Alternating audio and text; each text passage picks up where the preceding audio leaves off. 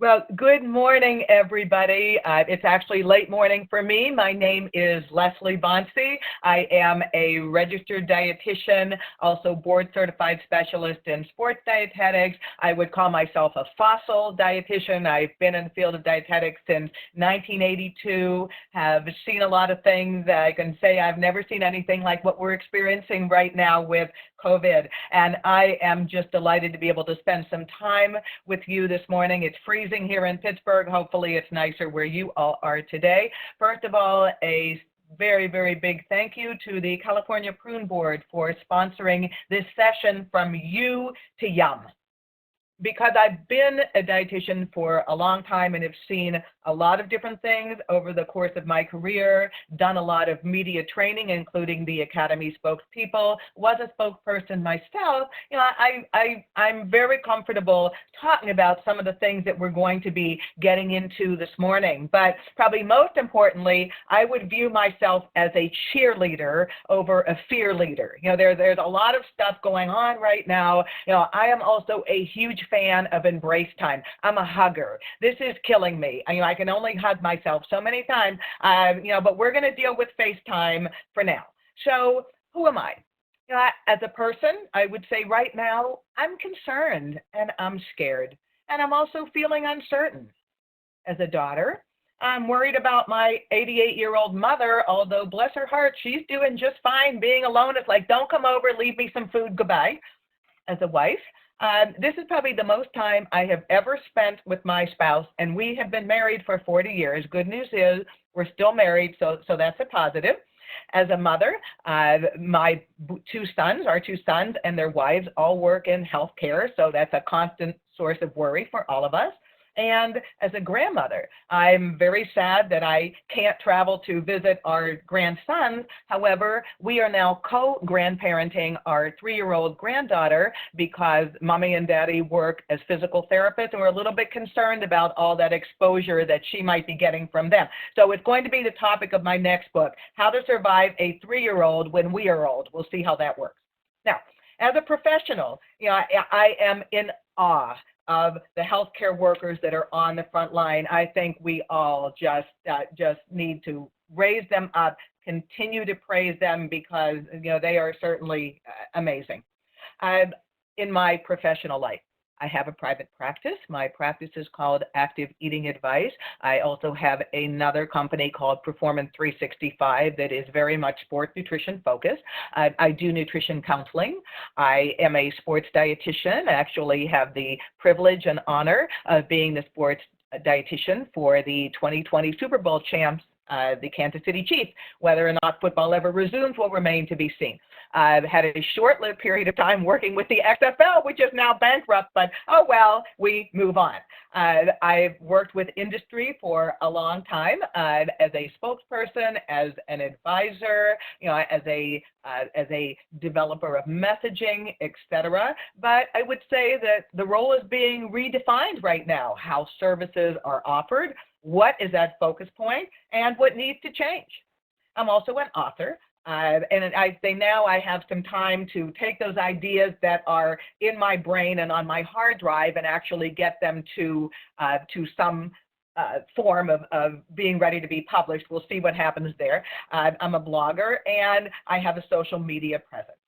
For all of us, we are in a profession where we've been used to doing, right? We all do. And now we are being challenged with just being. And as a result of that, we may have to redefine what our you do may look like, because it's probably not going to be the same thing as it was before. Our new norm on how it is that we inform those that we work with and how we might reform our jobs, our communication, our strategies, and our lives. I exercise regularly. My HIT at the moment is holding it together or hanging in there. So that being said, let's take a deep dive into From You to Yum. The learning codes for this session are 7050, which is customer focus, 7120, which is marketing, 7180, strategic planning, and 1090, media skills. One other thing about me that I will tell you, if I told you enough already, is that I am by some referred to as a Dr. Seuss of dietitians. Most things that I do rhyme. It's how I keep my gray matter intact, and it's kind of my thing. So you'll hear that probably a lot as we talk. I'm also Queen of Sound Bites. I talk that way a lot because I'm trying to get messages out there that actually resonate with the people that I'm talking with. Now, that's the picture of what I look like maybe a couple of weeks ago. My hair is longer. It's definitely different shades right now, including some gray in there, but that's okay. We'll go with this one because it's a pretty picture. Okay, so we know that so much has changed out there. However, our need for relevance has not. And I'm going to give you some specific examples of that right now. In the sports world, for instance, because previously I spent a lot of time there, and I hope that I will again, is the focus has always been on performance, right? The edge. How can we help people do the best that they can do? It's not that hydration isn't important, it is. But some of the priorities have shifted, and right now, the concern for athletes around personal hygiene and their food safety, the concern for athletes around supporting a healthy immune system. What do they need to do nutritionally to make that happen? The concern for athletes around their budget. Even at the professional level, budgets are changing. Even at a professional level, the type of food that's going to be offered is changed. And how about the way that food is offered? I've worked for years with training tables. That may all be a thing of the past. There probably aren't going to be buffets. There aren't going to be players lined up back to back in lines, double dipping, any of that kind of stuff. It is gone. And so that's something that's going to have to change dramatically. But when we look at some of the other things that are out there of what is changing, and this is actually very recent data. This is from the Food Marketing Institute of U.S. Grocery Trends COVID-19 Tracker, and conducted by FMI as well as the Hartman Group. And I think this is on point right now as all of us are communicating with our consumers, with our clients, with our patients, with our family, etc., about what's happening, especially in the world of grocery shopping. So if we look over on the left-hand side, we see that indeed 60% of those surveyed are extremely or very or somewhat concerned about getting enough food in their household. This has nothing to do about gluten-free, organic, processed, etc. At the base, is it enough foods? We also know that concerns about COVID-19 continue to rise. 74% are extremely or very concerned. If you look in the middle, the changes that are now happening in where or how people shop for food. Some people reporting that their shopping trips are faster. Browsing, thing of the past, in and out. Also, shopping at fewer stores. People are not so much concerned about the deals anymore. It's okay. Let me see if I can consolidate what I do to minimize the amount of time that I'm exposed to other people that are out there. We know that some people are spending more money each visit, and that may be because maybe they're going once every 2 weeks instead of a couple times a week. So yes, you're going to lay out more cash. On the other hand, it may help to prevent you from having to be in contact with people all of the time. In many, many households now, only one person is doing the shopping. I am extremely fortunate. My husband does it, mask on, and out the door he goes. And thank goodness for that, because it is very scary. He also does the shopping for my mother. We have a lot more people now that are shopping online. So that's an area where perhaps we can provide assistance to our consumers, to our constituents, to our clients. The range of items that people report buying is narrower than what it is they did before. And maybe we have people doing a little bit more food inventory, people being concerned about how much money they're spending, and so they're not necessarily looking for that wide range of products. And we also have people reporting that they're spending more money online than it is that they did before. So shopping online, shopping faster, changes in who's doing the shopping, shopping at fewer stores, this whole idea of safety, of security, of haste have really risen to the forefront. It's not that people have lost the concern for what they're buying, but there are other things out there that are critically important because people are afraid.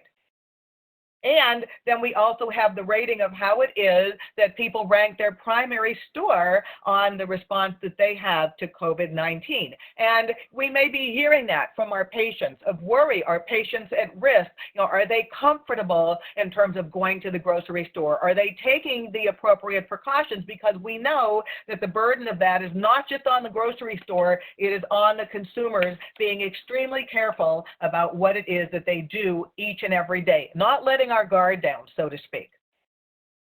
So when we think about influence, and there's influencers out there, right, in many different ways, shapes, and forms. They are out there. So when we think about our influence and how do we impact, that might be in terms of our communication. But that also means that we have to be very aware of the trending topics. And the trending topics of right now, this month, April 2020, are very different than what they were in January 2020 or what they were in April 2019, as well as the perception.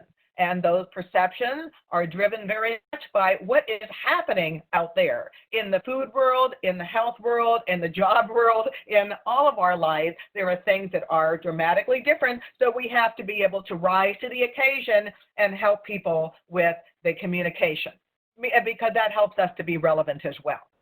So when we think about communication, I love it. It is something that I have always enjoyed doing in many, many different ways. I treasure a face-to-face, and I know that that's not possible right now. So still trying to be extremely relevant and finding different ways to offer that communication.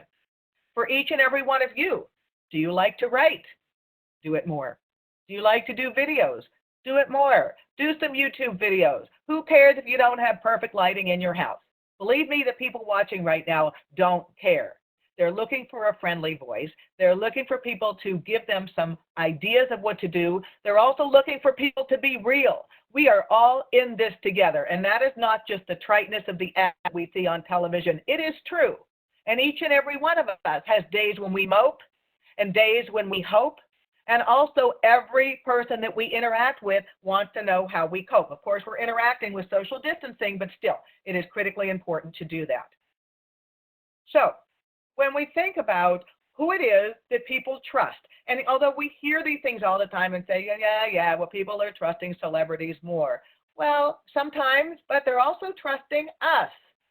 Right now, yes, they are trusting physicians and other health professionals. They are trusting their friends. They are trusting their families.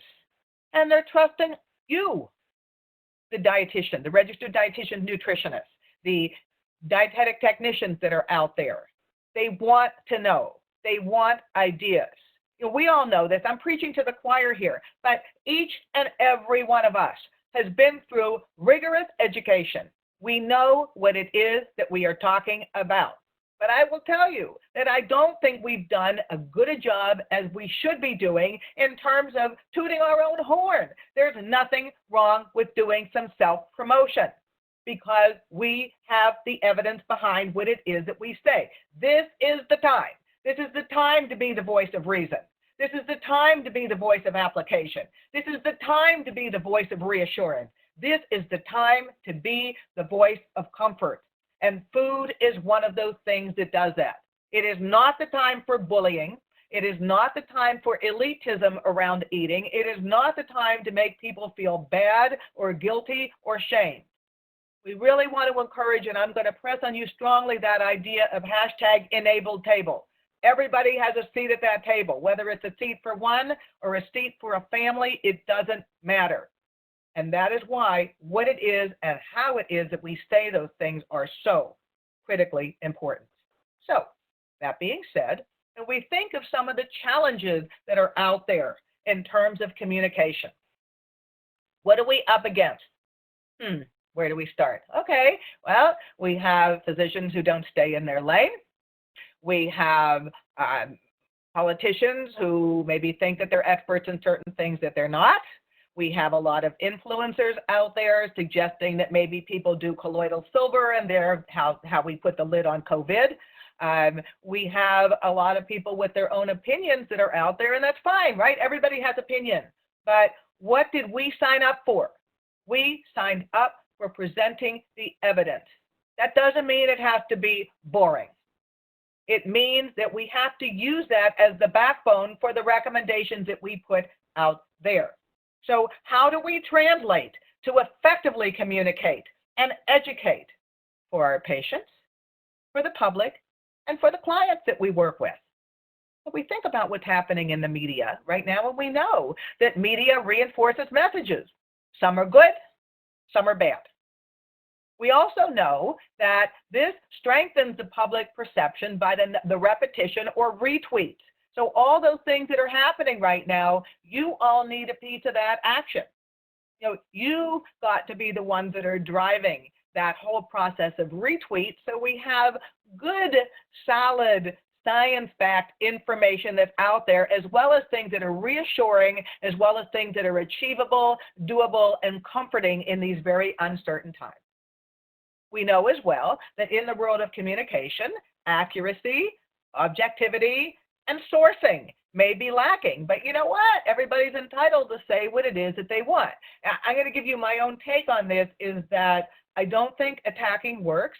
That doesn't really gain us friends. It gives us more enemies. But I think maybe suggesting plan 2 is, as registered dietitian nutritionists, we're the Garmin, and we can take people on a straight path. We can take them on a little bit of a detour. We don't want them to crash. And so I think the way that we say things also becomes critically important. However, because we are a science, what nutrition is, we know that the public perception of scientists is not necessarily understood or appreciated.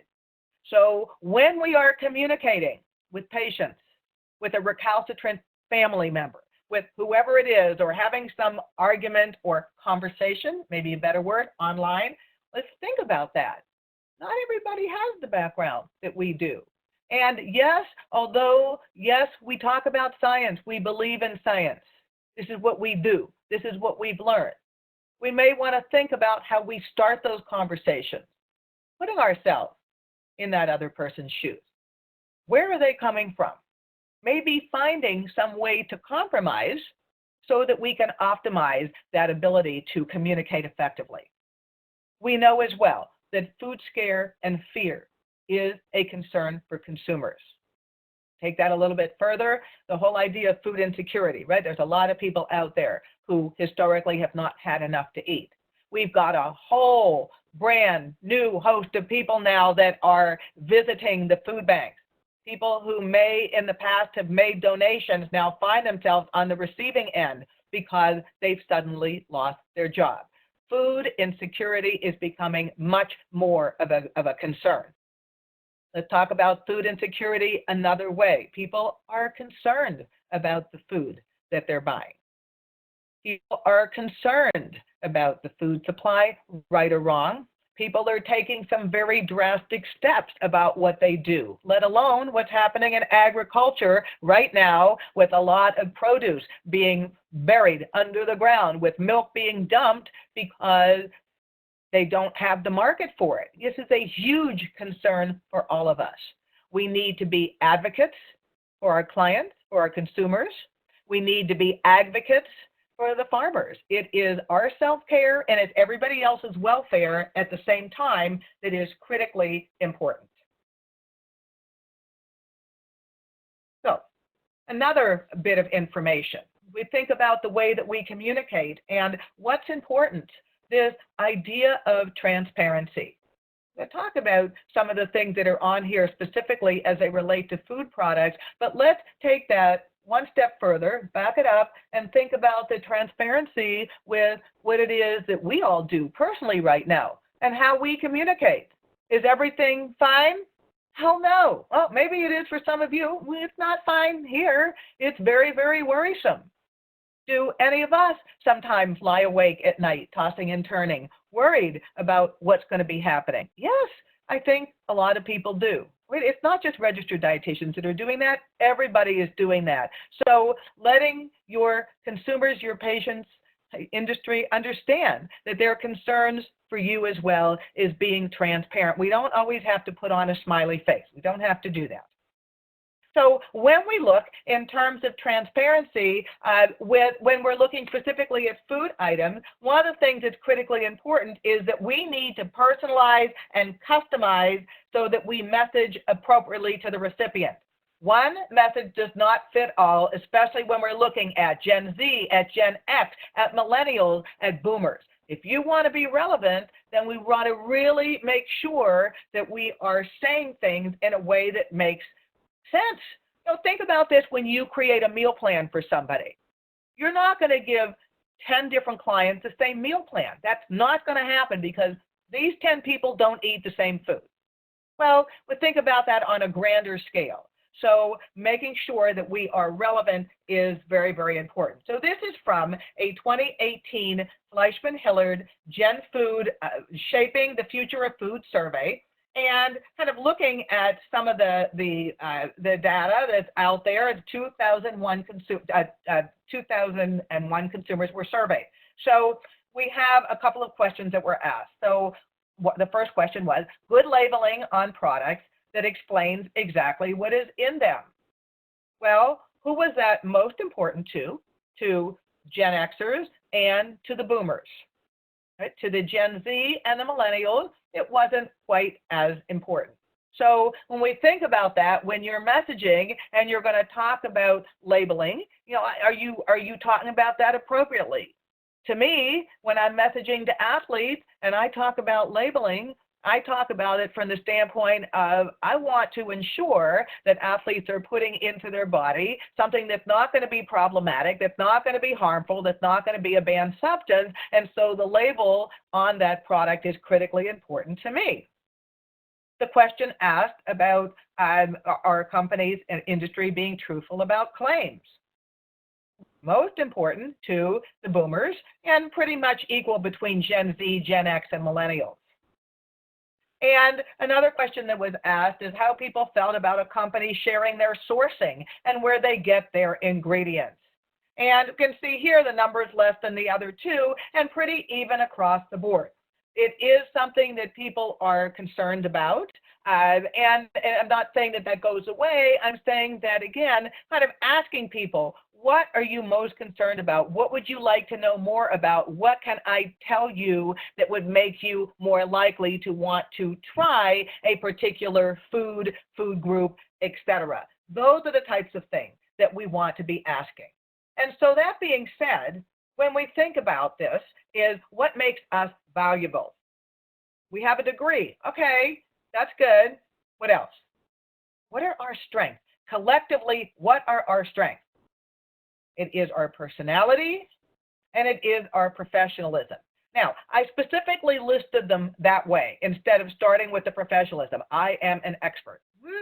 I'm somebody that has expertise, but I'm also maybe a stand-up comedian in my spare time. I'm a grandmother, I'm a writer, I'm a whatever. Your personality is what's going to sell you to that company, to that client, to that patient. We have the ability to translate the science to consumer speak. Sometimes those big words are scary, right? They are. So how can we say it in a way that people actually hear what we say, understand what we say, don't shy away from what we say because they actually understand? That's not dumbing down. That's talking to people in a way where we become relevant. And we also have the opportunity to provide trustworthy content. So to give you a few examples of that, of some of the things that I found that I've been doing a little bit differently in light of this as we are now continuing into quarantine month 2, is we have people that are afraid, and rightfully so, of being out in public too many times and really staying in home more. And so this idea of perhaps creating the wealth on the shelf. What do we already have at home? What do people have in their pantry? What are the canned goods that they have available? What's in their freezer? How could those items be combined in order to come up with some meal items so it's not the same old all the time? Could we create a flavor station in our home? Oh, look, I had 10 bottles of oregano. What the hell do I do with that? Well, maybe there's some cumin, and maybe there's some cinnamon, and maybe there's something else. Could we help people come up with some ideas to get the most out of the condiments, the seasonings, the herbs, the spices that they have available? I had the opportunity earlier this month to help a colleague of mine who directs a food pantry in northeastern Pennsylvania, and she asked me if I would corral some registered dietitians to help put together a booklet based upon the foods that are now in the food boxes through Feeding America. And so all of the recipes are from those food items, and finding different ways to combine canned meat with canned tomatoes, with some rice, or a mac and cheese with a canned mixed vegetable and tuna, etc. So we did create the booklet. If anybody wants it, please email me. I'd be more than happy to share. It's another resource, and it actually really was quite gratifying and enjoyable, and it felt very unifying to work on that. For those of you who might have expertise in cooking, what are you doing in terms of videos online? Or those of you who have expertise in fitness, what's your online boot camp? For those of you who have expertise in gardening, how about an online root camp? Showing people what it is that they can do in the garden. Again, they don't have to be professionally filmed. It's not about that. It's about getting content out there because people are looking at their screens more. They want something to fill their day, to fill their screen, and positive, helpful, resourceful information is one of the things that they can do. So that being said, is how do we garner that consumer's trust? How do we get some of that each and every day? It isn't just by being an influencer. It's not just by the number of followers that you have. There are other things that are critically important. This is from the Center for Food Integrity. It's actually wonderful, wonderful information on their website. So if we think about facts and we think about shared values, we are the fountain of facts. We can spew them all day long, and that is fabulous. But we also need to make sure that we are impacting those that we communicate with all the time. Shared values are a critical component. And as a matter of fact, in the studies that have looked at this, shared values are 3 to 5 times more important in building trust than sharing facts or demonstrating our technical skills or expertise. I know that I've had experience during doing cooking videos where something just didn't work right. Real world, that happens. Or, I made it and then, it was dreadful. Yeah, that happens. We've all had screw-ups, but that also shows that we are real. And right now, people are finding that they were a lot more enjoyable than something that's surreal or ideal, because none of us has the ideal at this particular point in time. So, yes, trust, yes, shared values. But what else is it that we all bring to the table? It is our ability to bring the science and to be savvy about the way that we communicate that science. This first quote, we must all accept the responsibility to understand and respond to the research. That is not just the responsibility of those in universities or the researchers themselves. And that doesn't mean that we're all going to become researchers, but we have to know how to read the studies. I'm not telling you anything you haven't heard before, but it is critically important right now. Before we talk about opinion, let's think about the evidence behind that, and then let's think about how we're going to message that information. Let science guide your nutrition advice, whether it's in the area of culinary, whether it's in the area of sport, whether it's in the area of clinical, whether it's in the area of retail. That is from Oscar Judenkrupp, who is a sports nutrition researcher in the Netherlands.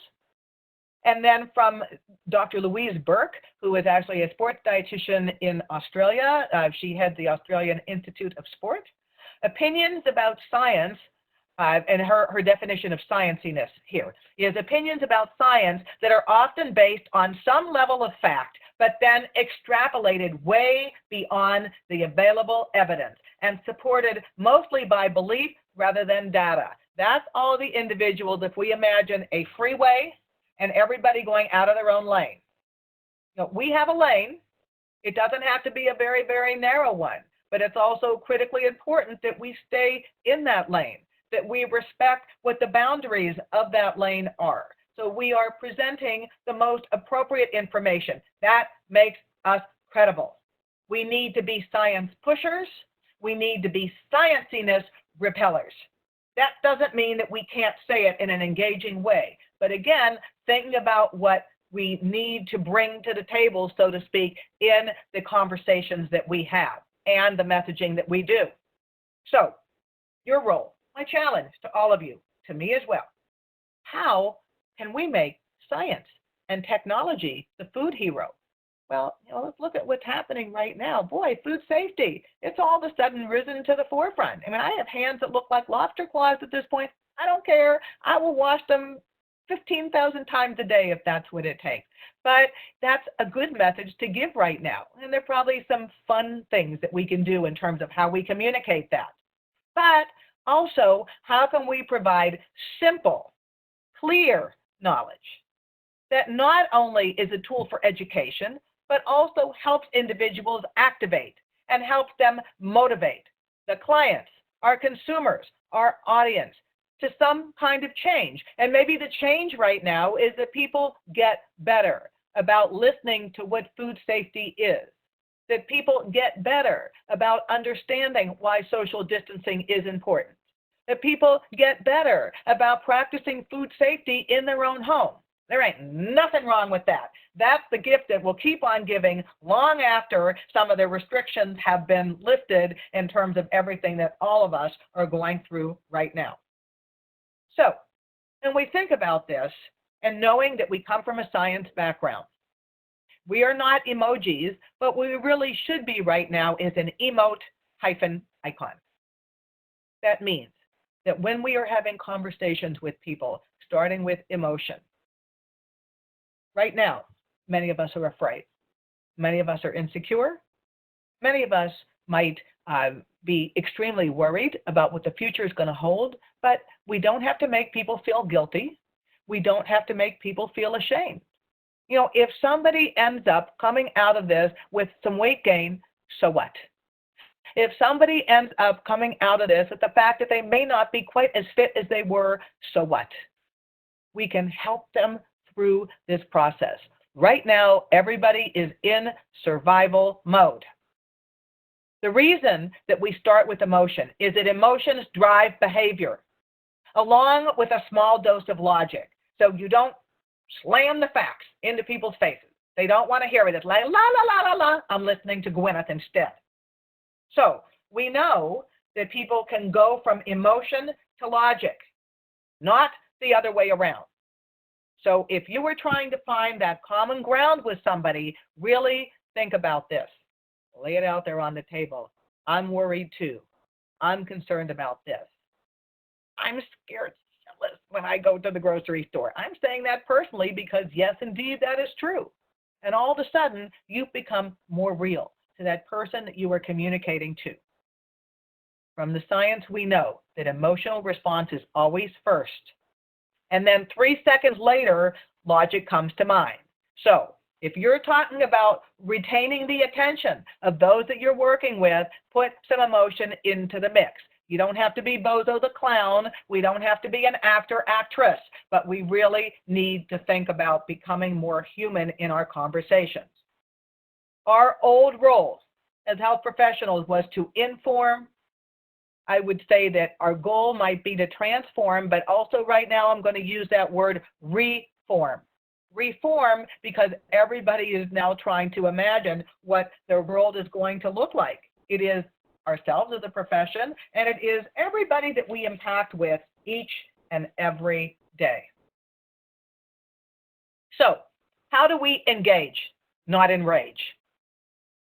Well, one of the ways that we help to engage trust, and remember, that's what we want. We want to develop that rapport, is we might focus on the benefits of whatever those benefits might be. And maybe the benefits are helping to make sure that you are eating enough produce every day, but acknowledging that there might be some uncertainties and obstacles with that. Perhaps people are concerned about buying fresh produce right now. So we can certainly educate on what it takes to make sure that that produce is as safe as it possibly can be by making sure that we wash it well before we are ready to consume it. We also can help people to get over their misconceptions about certain types of food. Say, oh, well, if I have something that is in a can or dried, that it's not as beneficial. It's a fruit or a vegetable if it's canned or dried produce. It's absolutely fine to consume those. So really helping people understand and not feel bad about the choices that they're making. We need to be able to influence through our actions, through our emotions, and through our communication. Yes, we're going to read the research papers because we need to do that, not just the abstract, the whole paper, including the limitations at the end. But then what do you do with that? How do you message that before you talk to consumers? Maybe you are somebody who does a regular TV show, or you do radio regularly.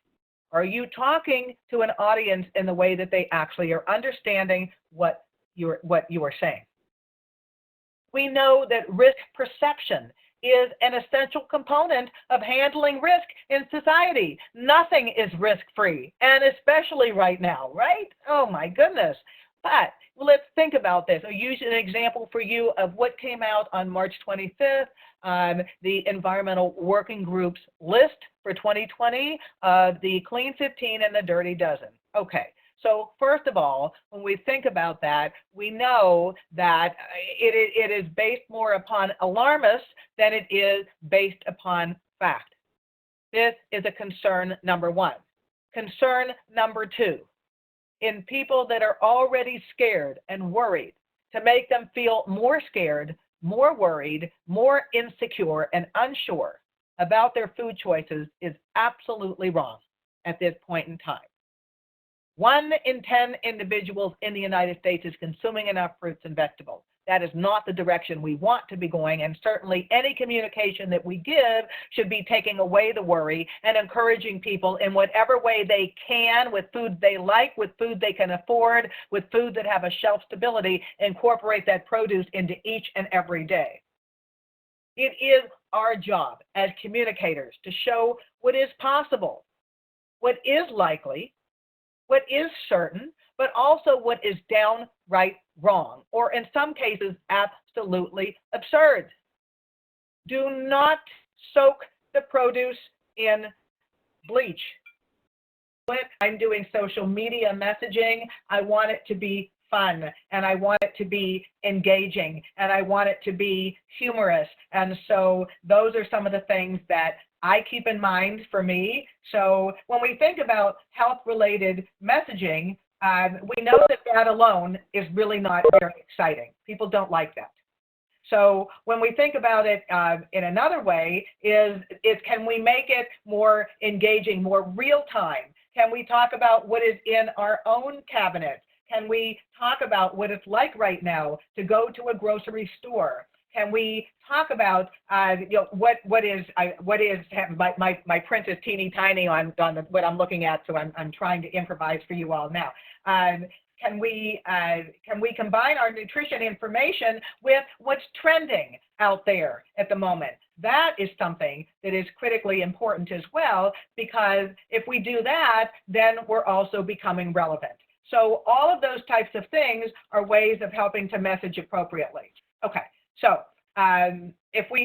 so just to give you some examples, and I use my hashtag active advice on my Twitter feed. So here's one. When we talk to athletes about carbohydrate, we must meet them where they are and address their interests, physique, physiology, or performance.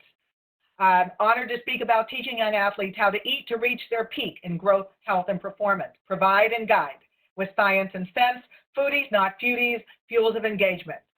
And the third one, a little bit more culinary. This was actually at a restaurant called Dirt Candy in New York, probably 2 years ago, long before the restaurants were shut.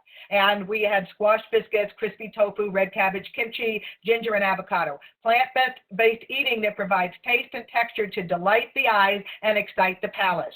You know, that whole idea of talking about getting more produce in, color my world, fill up, not out, 5 a day every way. You know, any of those types of things, you all have certain ways that you're going to say those things, and that is absolutely fine and makes a lot of sense. It's how you engage. So when we think about some of the other ways that we present information, and this could be in a media form, if we're doing TV interviews, if we're doing radio interviews, even when we talk to reporters, it is that whole idea of test, of learn, repeat, repeat, repeat. I was a spokesperson for the Academy of Nutrition and Dietetics for 8 years, and I remember many, many years ago, I became a spokesperson in 1996, and during the media training thinking, oh my, I think I've said this 25,000 times already, and yes, I did, because we know that it takes 7 points of contact in order to have an impact. So if you just say it once, it's gone. If you say it twice, well, that's a little bit better. But if you say it 7 times within that interview, that video segment that you do, whatever it is, you're more likely to have people retain that information. We know as well that we're competing with a lot of ads out there each and every day. So those of you who may be working with clients, just think about this and how critically important it is. Okay. So if we think about practical takeaways related to this, you are a trusted source. Own it. Strut your stuff. Yes, indeed. We have a great story to tell, but we also have to be able to sell it. Hashtag resonate with relevance. We are the GPS, the Garmin, the Siri, whatever it is we want to say. We need to help our clients find their way. Transparency is an absolute priority. If you are going to be working with brands, yes, hashtag client, yes, hashtag sponsored, each and every time. It's important to disclose that information always. If we think about that beautiful recipe of emotion with relevance and education, that takes us to the yum.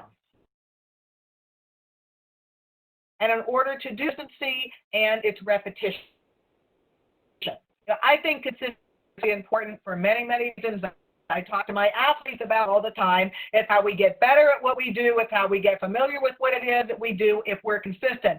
But also in this world, if you are going to be tweeting more, if you are going to be on Facebook more, if you are going to be on Insta more, no matter what it is that you are doing, you want to be consistent with that. Find your pattern, find your niche, practice, practice, practice, and always be willing to learn and tweak it a little bit. Okay, let's shift gears a little bit and talk about trends. So this information also from that 2018 Gen Food survey done by Fleischman-Hillard and looking at biggest food trends. And just to tell you what this is, so the blue was total responses, the orange is for Gen Z, the red for the millennials, the olive green for Gen Xers, and then the aqua for the boomers. So when the question was asked about diets, which diets or which healthy foods were seen as biggest food trends. So we know in general, when asked about the diet of who tends to think that that's a little bit more important, the millennials and the Gen Xers. You know, maybe boomers have said, forget it, I've tried them all, let's move on to something different. Looking at the question posed about healthy food, that was most important to the boomers. Well, you know, why might that be? Because, you know, boomers sometimes are carrying a little bit more baggage. We're older. And so there may be some health concerns that are there that aren't necessarily there in the 20, the 30, and the 40-year-old. Gluten-free. Who did that resonate the most with was the Gen Xers. And in terms of organic, the numbers weren't quite as high, you know, a little bit more in the boomers related to everybody else. Now, Remember, this was done in 2018, so if not that all of that has gone by the wayside, but definitely right now, people have brought some other things up to the forefront that they're concerned with, not just healthy food or gluten-free or organic, is do I actually have enough food for myself, for my family? Do I have to go out more times and I feel comfortable going out for those food items? So again, being aware of what people are going through right now is critically important for all of us to do. All right, this is actually very recent from the International Food Information Council. It's a brand new survey. It was done on what some of the current food shopping concerns are in the new era of COVID-19. You can actually find this survey on their website, foodinsight.org. And so some of the questions that were asked over the past month: what is it about food shopping that has concerned you the most? And the idea, and so the response was selecting the top two. So, number one, health of other shoppers. Boy, whoever would have thought about that a couple of months ago? All right, I have to say personally, really never a big fan of exposed salad bars for many, many reasons, but I never really thought about somebody else that might have been in the aisle with me. Now we think about it all the time. Is everybody going the right way? Is everybody social distancing? Who touched that apple before I did? There's a lot of things that are entering into the conversation before we even pick up that food, let alone purchase the food, let alone bring it home and then eat it. The health of grocery store employees was the next biggest area of concern. Running out of staple items, very big concern for people. Running out of fresh food, another concern. Not having enough food, those were equal. Running out of healthy food. The safety of the food that is out there right now. Not knowing how to prep food.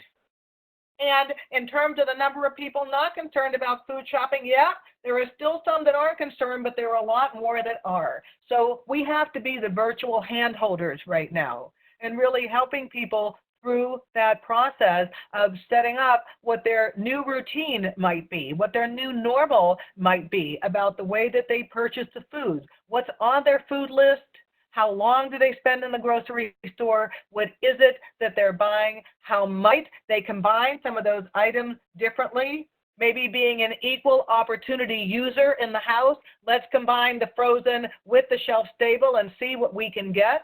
Maybe it's cooking once, enjoying more than once, because then we don't have to be going to the grocery store quite as often.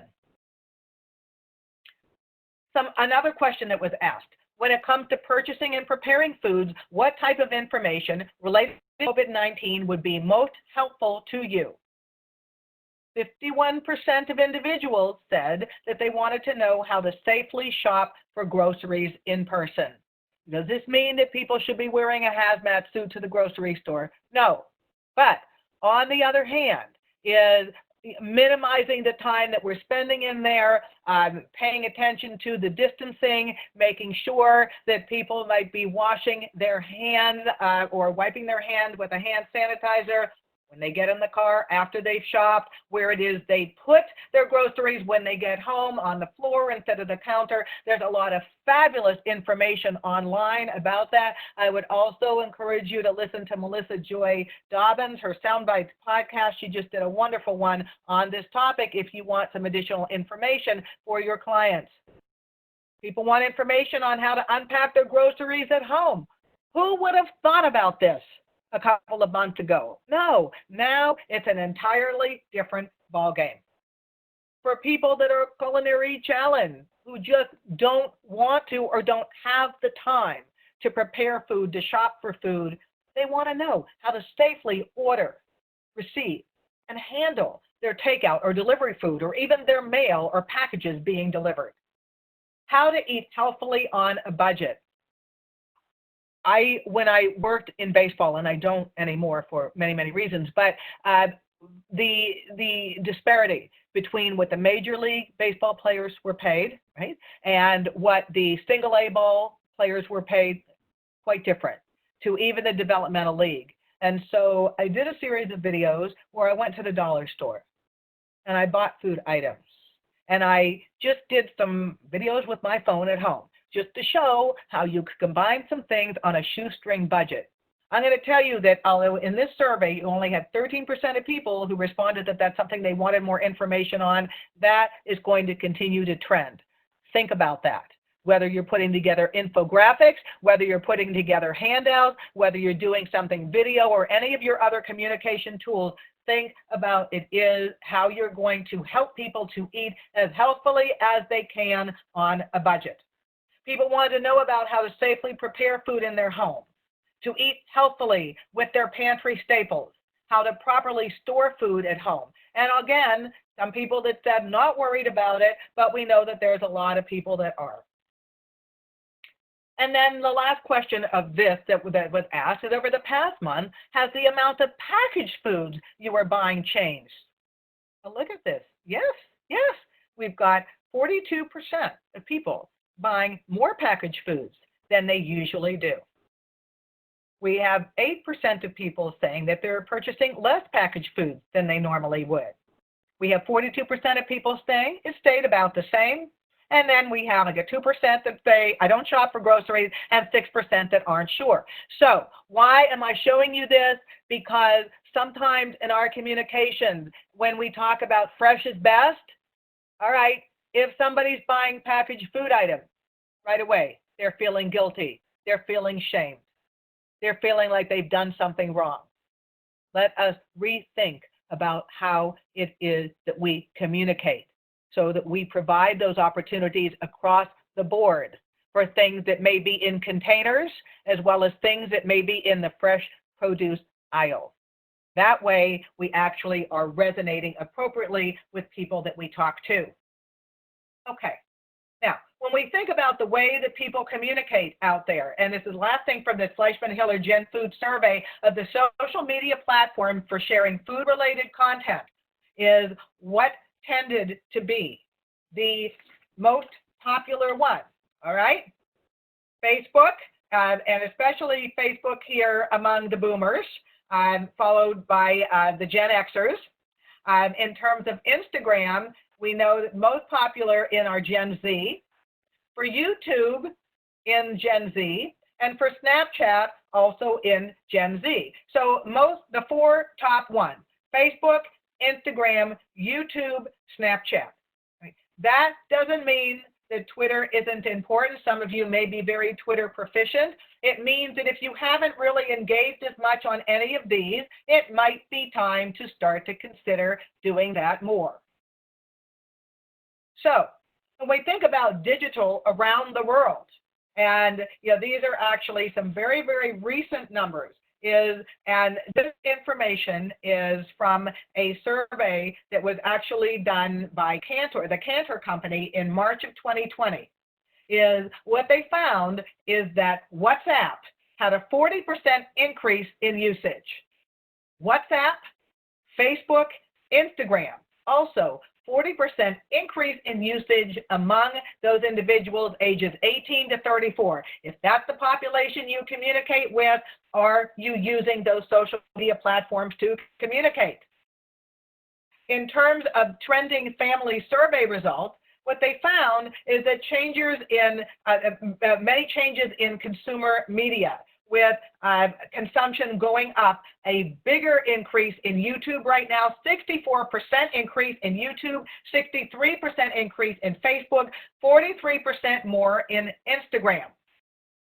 So what is it that influencers are seeing right now? They're seeing a 67% bump up in their followers or activity. Does that mean that you're going to be as popular as the Kardashians? No, and thank God for that. But it does mean that you have an opportune time right now to gain some followers, not just for the sake of being liked more, but about getting the messages out there that you want to get out. 92% increase in online purchases. So if that's something that you offer as part of your services, realize that that's bumping up significantly. And there is 91% more time spent on social. So be on. Be engaged with social media. If you're not doing a lot of it right now, you may want to consider doing it more. It doesn't matter where you start, just start. Because this is going to be the way that we continue to communicate. And it's going to be long after the sanctions are lifted, people are still going to be communicating on social media platforms. So when we think about social media, we know that it has put hashtag food in focus. There's a lot of them out there, from food porn to Foodstagram to foodie, etc. When we look at the word food itself, this is a number that continues to bump up. And we might add to that right now, healthy food, safe food, food on a budget, etc. But if the word food is there, it's like a moth to a flame. People are looking for that, or a consumer to their refrigerator at the moment. So here's an example of one that was done with prunes. Who loves snacking on and cooking with prunes? If you've never baked with prunes, this whole wheat focaccia with prunes and prosciutto is a great place to start. Salty and sweet is perfect for snacking or serving alongside your favorite super stew. At California Prunes, hashtag ad at Cook and Canuck. Now, a couple things I wanted to point out to you about this. Number one, beautiful picture. Not all of us are experts in food photography. I said, thank God for my iPhone. It does it because I am absolutely inept.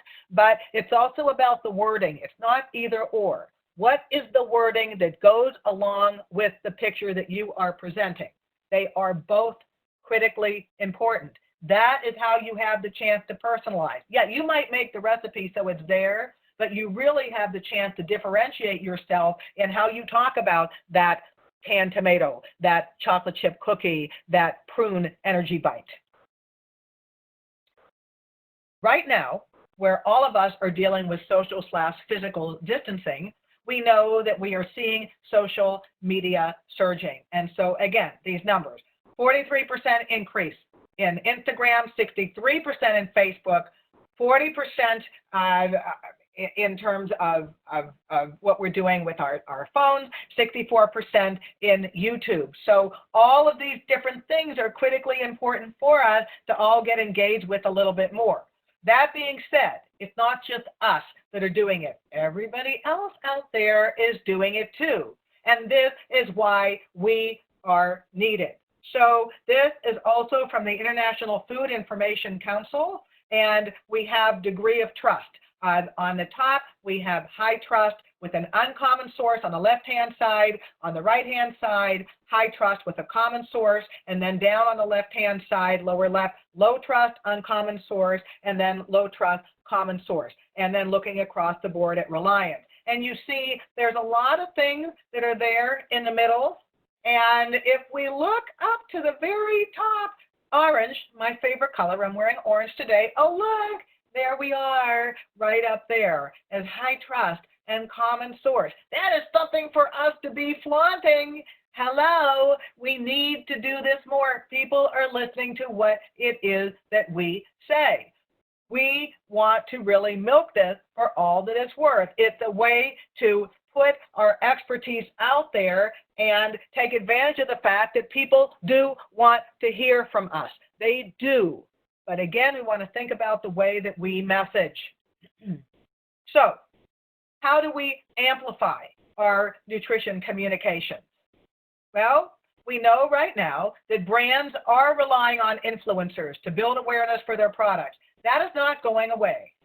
But what I would challenge you all to think about as registered dietitian nutritionists, as dietetic technicians registered, is don't miss out on leveraging your own brand. Yes, we are all in this profession together, but we also have our personalities, our platforms on top of that.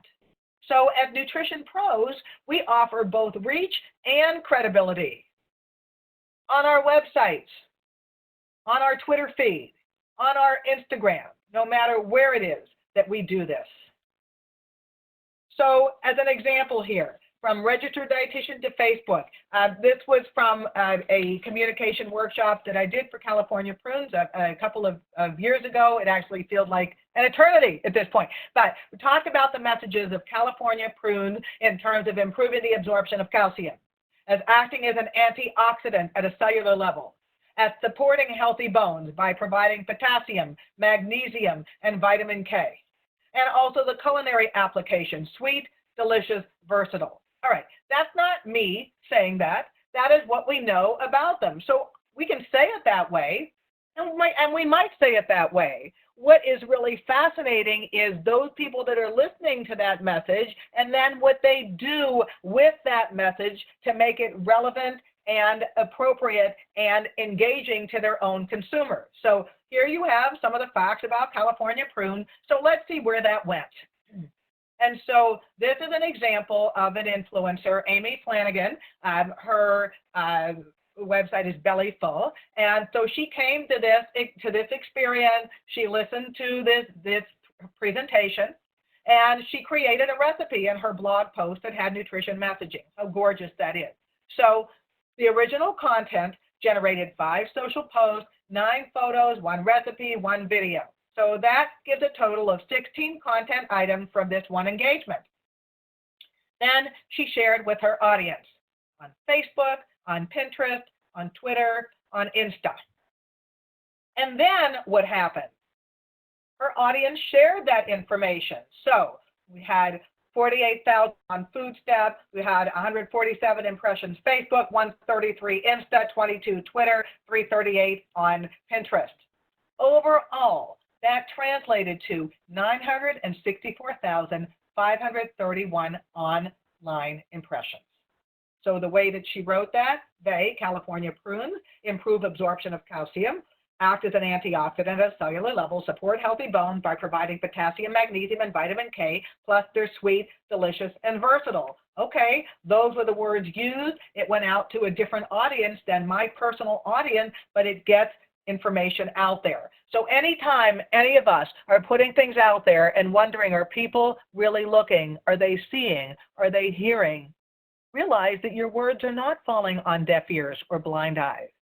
They're actually getting picked up, and they're getting picked up more and more, and that is incredibly encouraging. So the next of the practical takeaways: own your influencer abilities. I would recommend to you all is using short and succinct sound bites to edutain and explain. But definitely stay in touch with the trends, and we know that there's some new trends that are out there right now. Hashtag quarantine cuisine, hashtag quarantine kitchen, whatever it is we want to call it. Always make it Instagrammable. Hashtags, hashtags, hashtags. The one right up here in the right-hand corner, I can't take credit for it. I wish I could. It was actually a sign in Bloomingdale's of their jeans department, be a badass with a good ass. I said, oh my God, how fabulous. I am all about the humor all the time. And so my little contribution here is class, sass, smart ass, and more. Love this sign in a clothing store. Our behinds are for more than sitting. You've got to move it. Run your butt off, walk your butt off, bike your butt off, hashtag fuels of engagement. Now, I use those words particularly because I've co-authored 3 books with those titles: Run Your Butt Off, Walk Your Butt Off, Bike Your Butt Off. So should you be doing a little bit of self-promo in your info? Absolutely, you should be doing that, because otherwise, how are people going to know who you are? Okay. Lastly, when we think about perception, this also from the International Food Information Council. And, you know, it's really interesting when you look at this now. Clean eating was the most widely cited diet in 2019. The blue bar is for 2019, the red bar for 2018. Well, clean is certainly taking on a different definition right now, isn't it? Hashtag wash your hands. Hashtag don't touch your face. Hashtag wipe those counters down all the time. All of those things have now entered into the vernacular when we talk about what clean eating is. Followed by intermittent fasting, which although was a little bit more popular in 2018, it still has some popularity right now. Gluten-free, about the same. Low-carb diet, a little bit more popular in 2019, although I don't know about all of you, but here in Pittsburgh, you can't find a bag of flour to save your life. There is none. There is no yeast. Hoarding toilet paper and flour is what's happening right now. Keto diet definitely increased in 2019. But as well, we saw some decreases in paleo and in also Whole30. And, we might come out of this with the COVID diet of whatever that's going to look like, but hopefully there are going to be some things that stay. So I show you this because what it helps us to all realize is it's not one size fits all when it comes to our communication. You may not personally believe in a keto diet, and you know what? And that's fine. But if that's where your client, your consumer, your athlete, your patient is, then how are you going to meet them at the table and enable them to get the best out of what it is that they're doing right now? Just presenting the facts isn't going to do it. And sometimes we can move that needle literally one stitch at a time by getting them engaged first, finding that common ground, and then moving forward. We also know that in 2019 compared to 2018, a few more people were actually following what we would consider to be a diet. Now, these numbers might be changing again, but this is what we are seeing currently. Also, from this same study, 1 in 4 consumers seeking health benefits from food. The most sought after being weight loss, energy, and digestive health. I think a lot of people are dragging right now because it is emotionally draining. It is. A lot of people may have seen some change to their body composition because they're not out and about right now, and because food is comforting and food should be comforting. There are a lot of people right now that may be experiencing digestive health issues that they didn't have before. 1, because their body is constantly worried. 2, because maybe their food choices have changed. 3, because maybe their regular physical activity has changed because their gyms are closed or they're not feeling comfortable going out to take a walk. So in this survey, again, the things that were most popular: weight loss or weight management, energy, digestive health. How can you capitalize on that right now? It doesn't mean that we don't pay attention to recommendations for heart health or recommendations for muscle health and strength. But it does mean right now that if we really want to resonate and be value added, then we want to make sure we're communicating on the things that people care about. So in this survey, we had 23% of people saying that they're actively seeking out foods or following a diet for health benefits. At the same time, we had 56% of people that said, well, they're not really following a diet, but they try to eat healthy in general. Has that definition of health changed? Let's talk about the health on the shelf. Making people realize that indeed, if they're not shopping as often, what can they do to still be mindful, to still help to be as healthy as they possibly can be in these trying times? We have 15% of people that said health benefits are not a factor in their food choices, and then about 6% that said they're really not quite sure. And then the other part of this, but people say that indeed they are eating healthier now. But it's interesting how people would define that. So ways that people say that they're eating healthier: by limiting their sugar intake and eating more fruits and vegetables. We might want to ask that again right now. There may be people that have an uptick in their sugar intake because they're finding that comforting in these very, very uncertain times. But the fact that they're eating more fruits and vegetables. So that being said, how could we combine those? Oh, the benefits of fruits, because they do provide that sweetness. Could we perhaps think about helping people, giving them ideas for desserts that may be fruit-based instead of maybe items that might be a little higher in sugar, as a way of keeping their health part of their shelf, or part of their self, to speak. And we have some people who would say they're eating healthier because they're eating fewer carbohydrates, because they changed their protein sources, because they're eating a healthier diet in general, because they're eating smaller portions, or changing the amount of snacks. Other people right now might say they're eating on the hour, watching and paying more attention to what they eat. This survey, this was done in 2019, is eating more fresh, organic, less processed, of how people would define the health. Right now, that also may be changing. Again, that's somebody's perception of what they consider to be healthy. And again, we want to meet people with where they are and not make them feel bad if some of the things they're buying right now are different from what it is they might have bought before. We've got people that are switching to a plant-based diet, interested in doing that. And at the same time, we have, some of the other trends are down from what it is that they were before. So consumers from the South are less likely than their counterparts right now to report that their diet is better. 80% of consumers with an income of greater than $75,000 per year report having a better diet. Kind of makes sense, compared to 62% of consumers with an income of less than $35K. Again, this is going to become more of an issue. How can we think about what our messages are going to be ready to be impactful for people? And 79% of consumers without children under 18 report having a better diet, compared to 66% of consumers with children under 18. Okay. So what else? Fiber and prebiotics were perceived as more helpful. Well, okay, so how can we help people to get in the fiber that they need? Let's remind them of some of the things that they already might have in their shelves. Beans. You know, one of the things that we like to do here is puree the beans and actually add them to a sauce. You know, they could be added to a mac and cheese. That adds some fiber. That's a very easy thing to do. We could even do, and I did for the California Prune Board, a smoked bean bruschetta using bread, using a white bean with a little bit of a smoked seasoning, smoked paprika, and then putting some prunes on the top. It's a delicious combination. So when we asked people about the perceived healthfulness to food, we knew that whole grain and protein from plant sources remained at the top. Something that people are interested in doing. And right now, with some of the changes that are taking place in the meat packing plant, this is another area where we can leverage our expertise.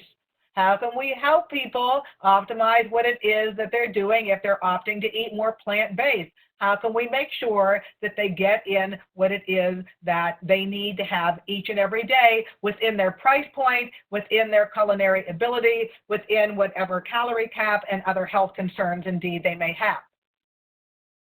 And the other part of this, consumers are familiar with plant-based diets. All right, that's a positive. But what I think is something that consumers don't always understand is understanding that plant-based does not have to mean plant exclusive.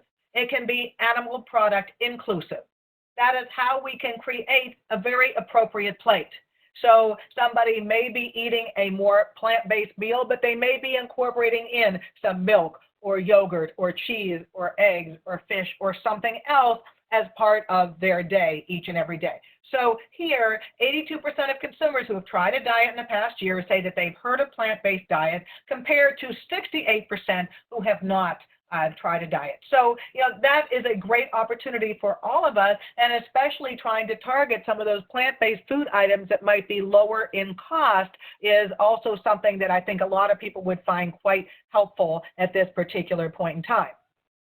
The other idea of all this is that we know that gut health is in. It's not gone away. It's probably coming to the forefront again. Right now, my subspecialty is digestive health, so I could talk about guts every single day. But what wasn't cool yesterday can actually become cool today, and vice versa. You know, things go in and out of trend. So in Forbes from 2019, Gut Health and Functional Foods top charts of 2019 food trends. Cooking Light, Gut Health, to help fight depression. The Beginner's Guide to Better Gut Health. If your gut could talk, 10 things you should know. The microbiome, we know that the research is still in its infancy stages, but more is being learned each and every day, and quite fascinating it is. So let's create relevance. Consumer demand actually gives foods a whole new identity. Jackfruit, there we go, the vegan meat alternative to try. It is finding its way into more and more marketplaces than ever were before. So that whole idea of resonating with relevance by tapping into what motivates. So if we think about the touch points, it is taste, it is convenience, it is that tie-in to the grower. Let's think about the farmer's welfare right now as well. The sustainability story is something that people want to know. Yes, they're concerned about that for the environment, but let's take that a different direction. Self-sustainability right now in these very uncertain times. The idea of minimizing waste because people don't have such unlimited food dollars, and perhaps also the idea of foods that have value-added benefits. I love this quote. There's only one thing in the world worse than being talked about, and that is not being talked about. So we don't want that silence. We know that if we put stuff out there, sometimes we're going to be criticized, sometimes we're going to be vilified, sometimes we're going to be ostracized, and sometimes we're going to be idolized. But if we don't put information out there, everybody else is. If we want to be relevant, if we want to have a voice, it's the time to take that deep dive and put information out there that is helpful for our consumers, that is cheerleading for our consumers, that is not fear-driven, that is not scare tactics, that really creates those opportunities across the board for everybody. So we want to always question the assumptions. It's less about barriers, and it's actually more about reminders. It doesn't matter what that food item is. But for instance, if we look at something like prunes, I forgot about them. Prunes are just not top of mind for me. It's like people say that, right? Or beans, oh, I kind of forgot about them. Oh, well, maybe I'll pull them out right now. Retro is new right now. Going back and dusting off those cookbooks, finding those recipes, doing online recipe shares. There's so many things that we can do right now with what we already have. We don't have to reinvent the wheel, but we just might want to take that wheel in a slightly different direction. The last of my practical takeaways. Don't let any kind of a perceived negative bias get in the way of sharing how awesome something is. If that's a food item, what it is that sometimes people will say, oh, well, prunes, it's my grandmother's food. Well, I'm a grandmother, but I've eaten them long before I was a grandmother. I love them. I use them in a lot of different ways. Somebody might say, oh, beans. Well, that's a food that you eat if you don't have much money. Well, guess what?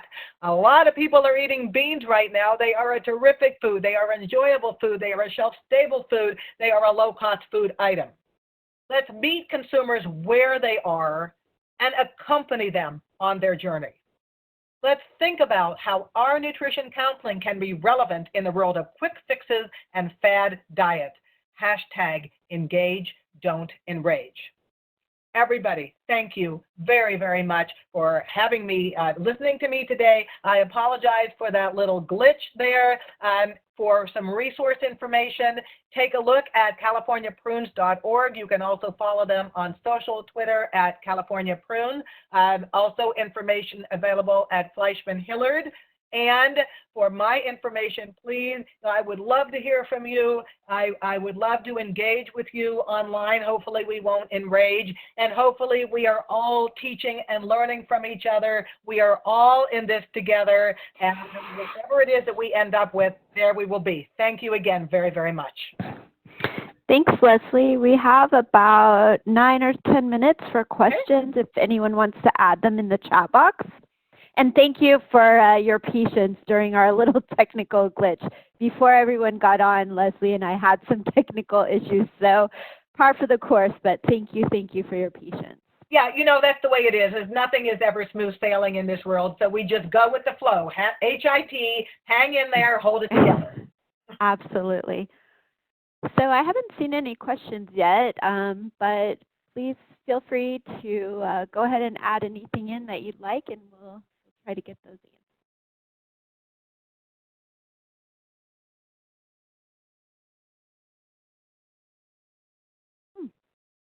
I guess you answered everyone's questions, Leslie. I have one question. I have a question, please. Yes. Yes, I enjoyed your presentation, and especially all the statistics you mentioned in the Corona time. And one thing I was waiting to hear regard to hummus and garbanzo, because of the soya is getting out of our shelves, and so garbanzo, in terms of hormonal substances and in terms of low fat and tasty, and the Middle Eastern food for thousands of years has been accepted as a source of the best protein in most of the cultures.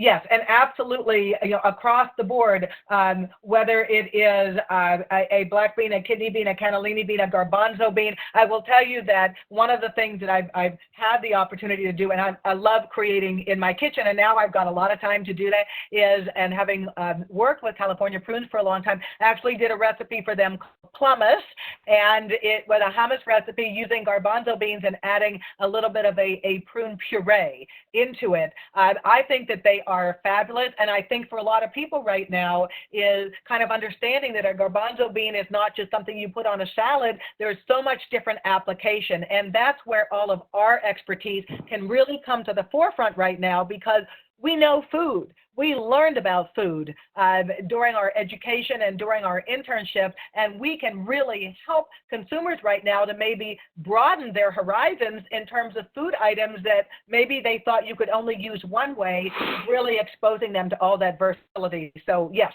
absolutely.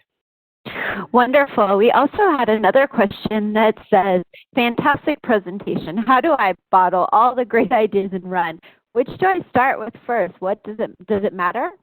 You know what? It honestly doesn't matter. I would say at this particular point in time, even if you maybe have a few Post-it notes or just throw some things on the floor and see what you pick up first, or like fold some papers like we do when we're drawing out of a hat, it's like, okay, Instagram, I'll start with that. What I would say to you, and I think, in the past, people try and go within their comfort zone. Well, what does that even mean right now? There is no comfort zone. We're all in the discomfort zone right now. But do right now what you think that you feel comfortable, competent with. Maybe it's the way you start to message. Maybe you're a great photographer. Maybe you're a great recipe developer, and put that out there on social in some way, shape, or form, and see what you get back. Chances are none of us are going to say, oh, look, I woke up and I have 1 million followers. That's not going to happen. But believe me, we don't always know what's happening behind the scenes in terms of people seeing what it is that we're doing. So, the best thing about now is we have that chance to experiment, and sometimes we're going to hit a wall, and sometimes we're going to fall, and that's okay. It's get up and keep trying.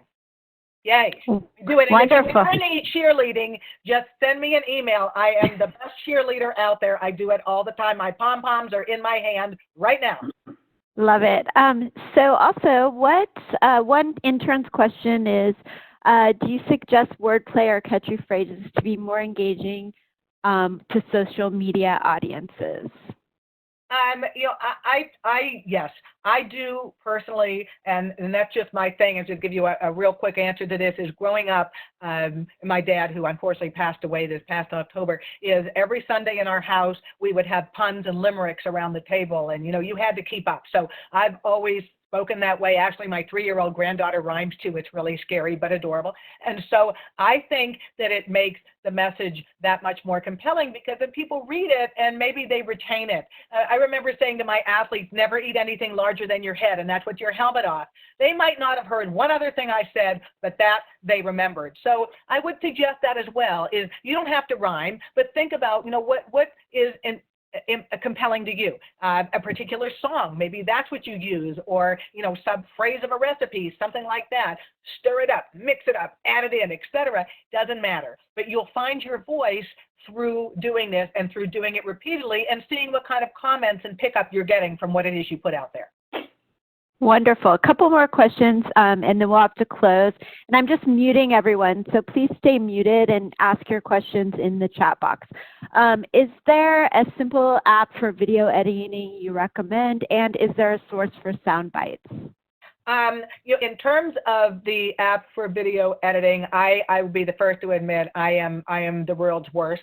One of the people who does a fabulous job with that is Manuel Villacorta and also Reagan Jones. I would look at both of their websites because they talk about this all the time. They actually did a fabulous session at Sensi 2 years ago on that particular topic. In terms of sound bites, I think Melissa Joy Dobbins questions. It has some wonderful information. But what I would say to you as well, when you think about sound bites can be on trending topics. They could be music that you like, or maybe it's something from Hamilton. None of us will be Lin-Manuel Miranda. We're not going to be, but there may be something there. It's just finding your voice of what is comfortable to you, what reflects and represents you. We can't be what we're not, but we can embellish a little bit on what we are to make sure that our words are out there. Wonderful. Someone asked for those names, so if Leslie, afterwards, if you can give them to me, I'll put them in the app for everyone. Yes. We just really want to thank you all, and any other questions you can send me the app, and if Leslie can't get it from there, I'll send them on to her, and we'll make sure those get answered. But we do need to wrap up, and we really thank the California Prune Board and Leslie and all of you for your great attention. Leslie, any last words? You know what? I think right now, as we always talking about, stay safe, stay home, stay well, stay sane, is however it is we all come through this, we all will. We are keeping it together the best we can. We are all seeing something unprecedented right now, and who knows what's going to happen as a result. It's going to be a new normal, a new paradigm for all of us. And I wish I could hug you all right now. I can't, so I'm sending a virtual hug to each and every one of you. Thank you so much.